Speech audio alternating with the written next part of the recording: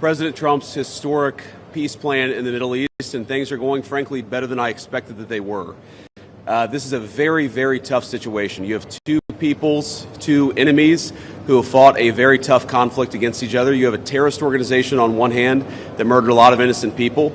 You've got an Israeli army that was defending itself on the other that has learned a lot over the past couple of years. And, of course, you have an innocent civilian population in Gaza that's caught in the middle. But we're here at the Civilian Military Cooperation Center, which we are announcing the opening of. You have Israelis and Americans working hand in hand to try to begin the plan to rebuild Gaza, to implement a long-term peace, and to actually ensure that you have security forces on the ground in Gaza, not composed of Americans, who can keep the peace over the long term. So we've got a lot of work left to do. This is going to take a very, very long time, but I think Steve Witkoff, Jared Kushner, and Admiral Cooper behind me have done an incredible job.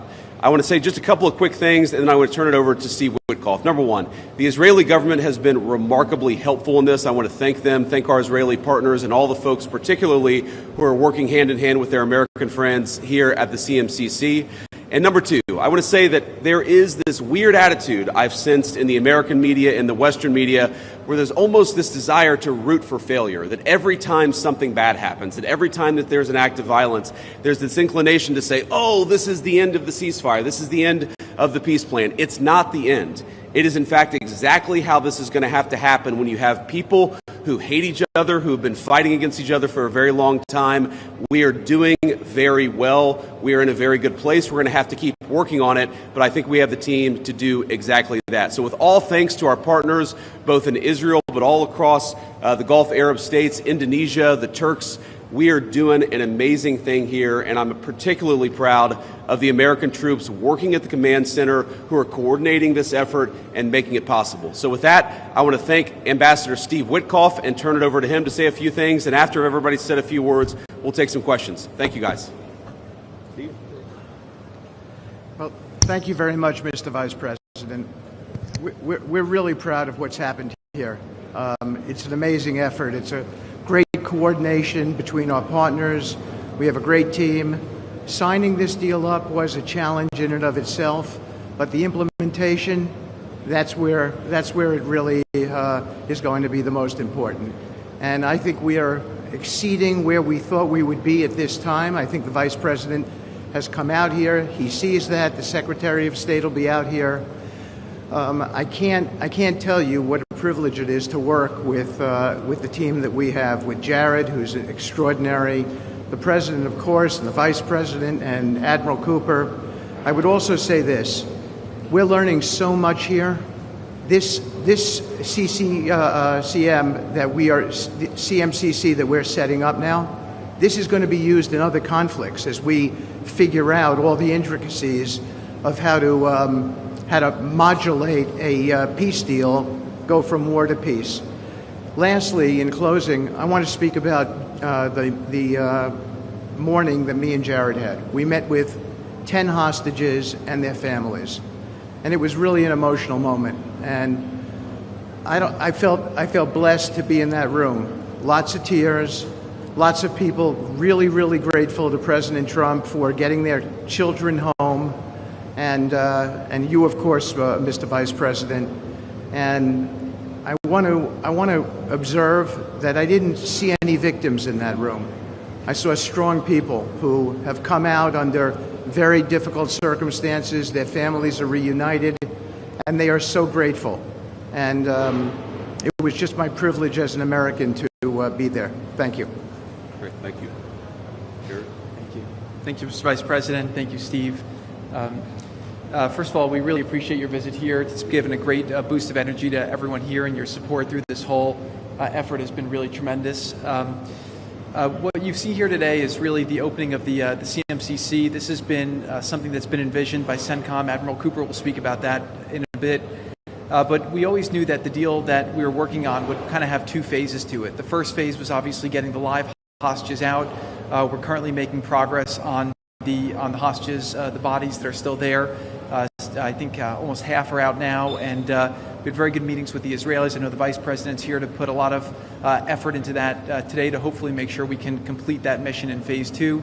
At the same time, the humanitarian aid, there's actually been surprisingly strong coordination between the United Nations and Israel, which is something that we've been able to help synthesize, get each other to air their concerns and to find out how we can do it better so that the aid reaches the people in Gaza and doesn't go into the wrong hands there. Finally, I'll say that there has already been a lot of efforts over the last years by really concerned people to think about what happens next in Gaza. And there's a lot of great things happening here. More will be released in the coming days. But the most important thing here is to figure out how you really get a good deconfliction coordination center. This really has been a startup. There's been a lot that's been done. It's amazing to think it's only been a week. But I actually, with the pace of work and the commitment of everybody, I think in a week from now you'll see even more progress. I want to echo what the Vice President said about how a lot of people are getting a little hysterical about different incursions one way or the other, but what we are seeing is that things are going in accordance. Both sides are transitioning from 2 years of very intense warfare to now a peacetime posture, and really thanks to Admiral Cooper, CENTCOM, and the CMCC to try to build that deconfliction mechanism in order to make sure that we can get to a proper de-escalation. We have some flags that we put up here. This is not fully representative of the countries that are here. It's happening very rapidly, that people are agreeing to come on board, agreeing to help. People really want to be a part of this, and it's just happening very, very quickly. So we'll try to continue to give the updates as it progresses, but really just thank you to the entire team here who's made all this possible. It's been a lot of sleepless nights, around the clock effort, and it's really been great coordination because everyone believes that it is possible to create something better in Gaza, and we have to believe it, we have to work hard for it, and if we all work hard to do that, then I do believe a great outcome is possible. Thanks, Chair. Admiral? Well, Mr. Vice President, thank you for joining us here today at the CMCC. Consistent with our Commander-in-Chief's direction, this facility will be the hub for the delivery of everything that goes into Gaza as we look to the future, delivering on the Commander-in-Chief's commitments. 200 of America's sons and daughters who wear the cloth of the nation have stepped up and are serving here. I just couldn't be prouder, and I know that you are as well. Thank you so much. Great. Thanks, Admiral. And gentlemen, we'll take a few questions now. Sir.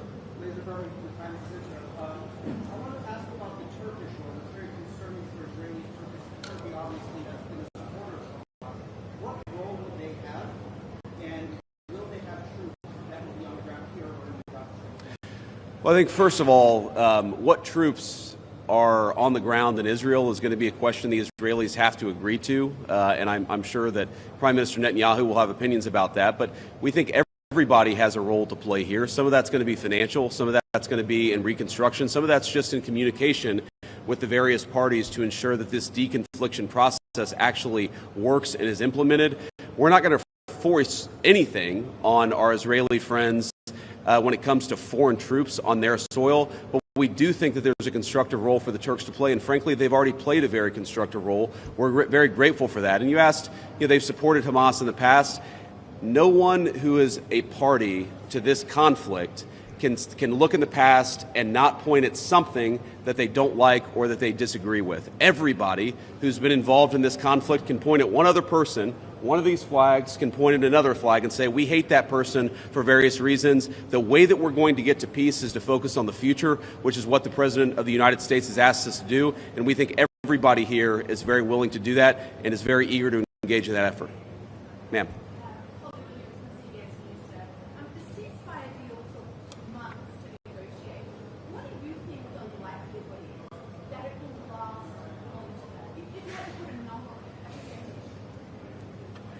Well, Jared's the investor here. I'm not going to give you a percentage, but look, what we've seen the past week gives me great optimism the ceasefire is going to hold. And if we get from where we were a week ago to a long-term, durable peace between Israel and Gaza, there are going to be hills and valleys. There are going to be moments where it looks like things aren't going particularly well. But given that, and given the history of conflict, I think that everybody should be proud of where we are today.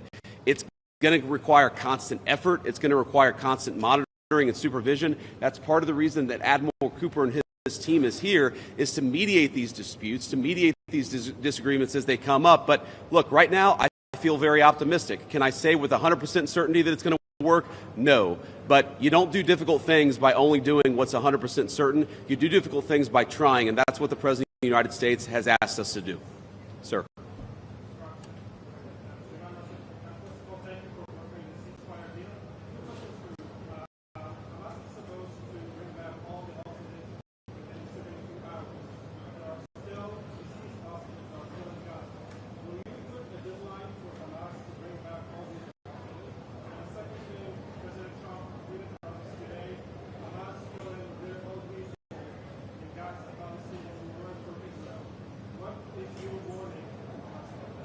Yeah, so Steve, I'm going to ask you to follow up here, but let me say just a couple of words about the deceased hostages. I mean, one of the stations that I met with, one of the groups that's working on this that I met with earlier, they actually have a photo of the 15 deceased hostages who are still in Gaza. It is a focus of everybody here to get those bodies back home to their families so that they can have a proper burial.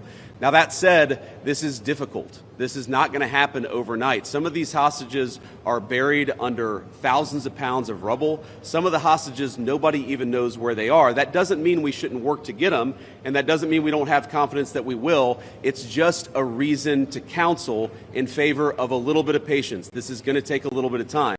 And look, our warning to Hamas is very straightforward. The terms of the 20-point plan that the president put out there is very clear. It's supported not just by Israel, but by all of our Gulf Arab friends.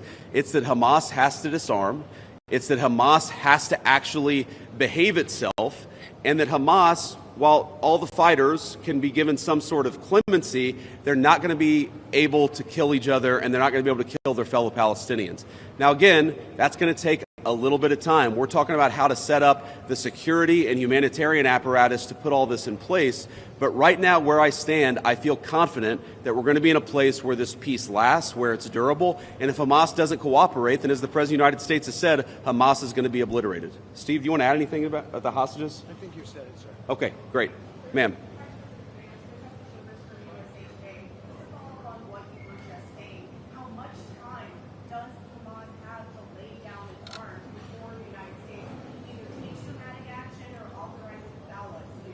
Well, look, the president actually put out a truth this morning that I thought was very instructive. We know that Hamas has to comply with the deal, and if Hamas doesn't comply with the deal, very bad things are going to happen. But I'm not going to do what the President of the United States has thus far refused to do, which is put an explicit deadline on it, because a lot of this stuff is difficult. A lot of this stuff is unpredictable. You basically have two regions in Gaza, one of which is relatively safe, I wouldn't say very safe, and one of which is incredibly dangerous. And part of ensuring that we get to a durable peace is to broaden the scope of the area that's safe. And the International Security Force is a big part of that. We don't yet have the International Security Force set up. That's something we're working towards. We have a number of volunteers who want to participate in that International Security Force. So my point is, I don't think it's actually advisable for us to say this has to be done in a week, because a lot of this work is very hard. It's never been done before. And in order for us to give it a chance to succeed, we've got to be a little bit flexible. I think what you're seeing from our Gulf Arab friends, certainly from our Israeli friends, is a certain amount of impatience with Hamas. But we're going to keep on working at this process, and we're going to keep on trying to bring the deceased hostages home, but also make sure that all Gazans are able to live in a prosperous and safe place. Yes.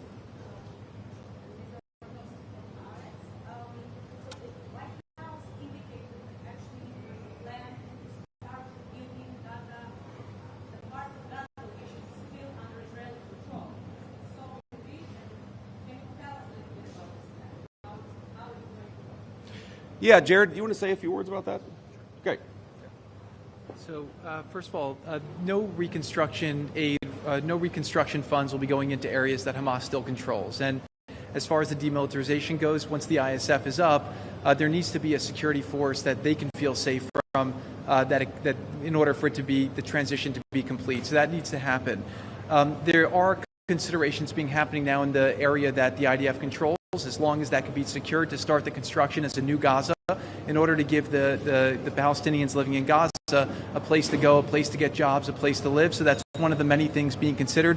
Right now, again, there's been several work streams that have occurred over the last years. Those are all being synthesized and updated here at the center, and then they'll go before President Trump and the Board of Peace to get recommendations on what to build, how to phase it, but that's definitely something now that's being very strongly considered. Great. Sir? Oh, sorry. Why don't we do the guy in the back, and then we'll do you in the blue jacket. Thank you. Go ahead. Could you speak up for me?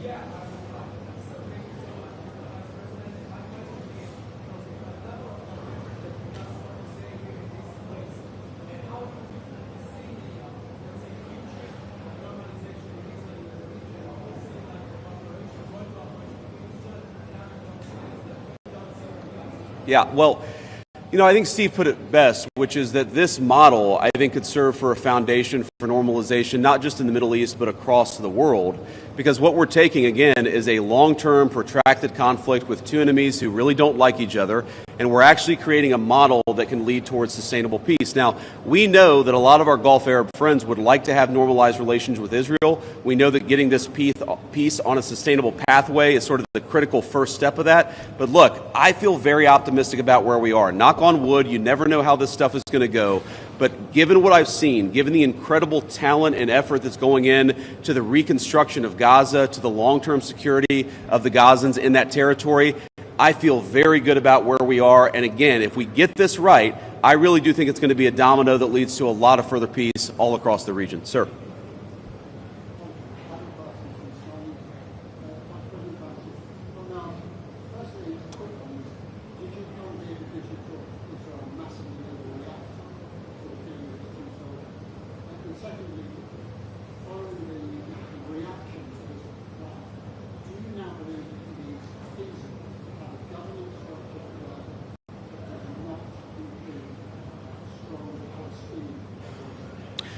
Well, so on the first question, no. My visit had nothing to do with events of the past 48 hours. We had actually tried to plan this visit, frankly, months ago, and now we thought this would be a good time to do it.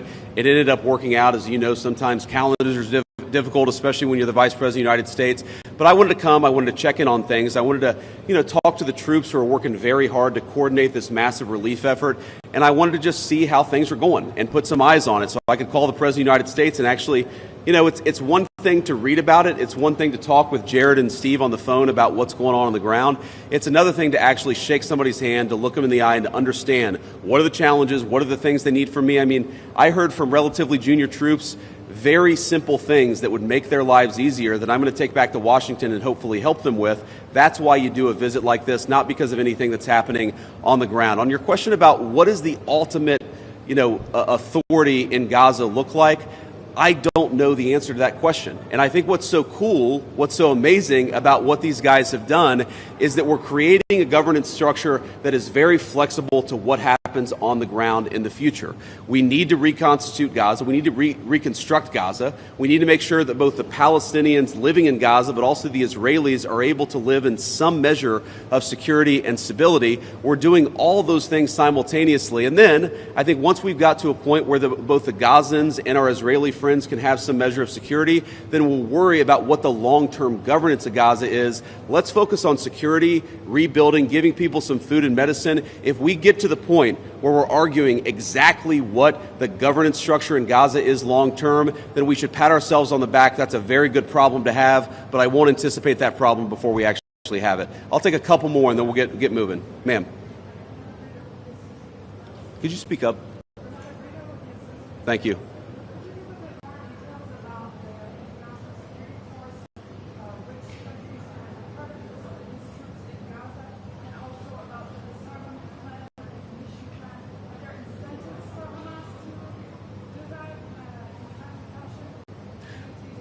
Well, the incentives are that unless Hamas disarms in accordance with the agreement, very bad things are going to happen, right?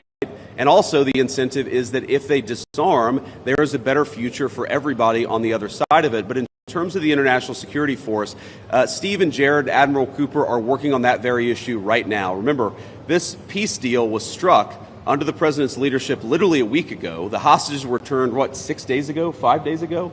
So we're in the phase now where we're actually starting to conceptualize what that international security force would look like. I think it's important for Americans to know a couple of things. Number one, there are not going to be American boots on the ground in Gaza. The President of the United States has made that very clear. All of our military leadership has made that very clear. What we can do is provide some useful coordination. How do you take, the Gulf Arab states, plus Israel, plus plus the Turks, plus the Indonesians? How do you actually get those folks to work together in a way that actually produces long-term peace? The only real mediators are the United States of America. And so that's the role that we're going to play. I think the American people should be proud of it, but they should know that there are going to be no American boots on the ground in Gaza. Sir, in the back.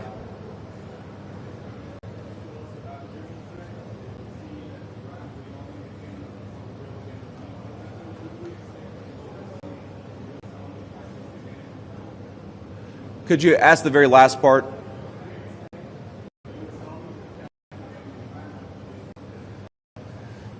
Well, I'm not going to make any announcements here today. The President of the United States has been very clear about our policy with regards to Iran. It's that he actually wants Iran to be prosperous. He wants to have good relations with the Iranians, but they cannot have a nuclear weapon. And so we're going to keep on using and exhausting every diplomatic means possible to try to ensure that Iran does not have a nuclear weapon. That's our focus, and that will remain our focus for the indefinite future. Let me just leave us with one final thought here. So I've been to Israel once in my entire life. I came for about 36 hours, and as a Christian, I think the world's Christians will know that this country, that this region of the world means a great deal to me. And at some point today, I hope to go, or at some point in the next couple of days, I should say, I hope to go to the Church of the Holy Sepulchre, which Christians believe is the site that Jesus Christ was crucified in. And I know that Christians have many titles for Jesus Christ, and one of them is the Prince of Peace. And I'd ask all people of faith, in particular my fellow Christians, to pray that the Prince of Peace can continue to work a miracle in this region of the world. I think that we have made incredible strides over the past week. We're going to have to make a lot more, but I think with your prayers, with God's providence, and with a very good team behind me, I think we're going to get it done. Thank you all. Take care.